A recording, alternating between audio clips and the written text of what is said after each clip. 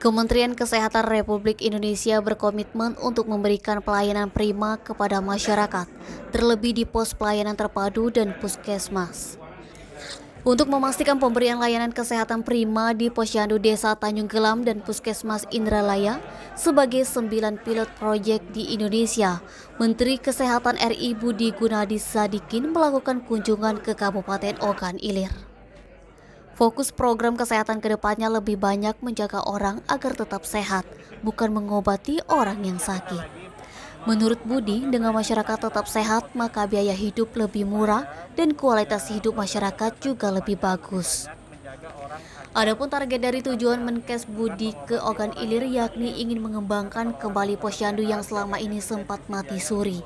Padahal, posyandu ini adalah garda terdepan dalam pemberian pelayanan kesehatan kepada masyarakat di tingkat paling bawah.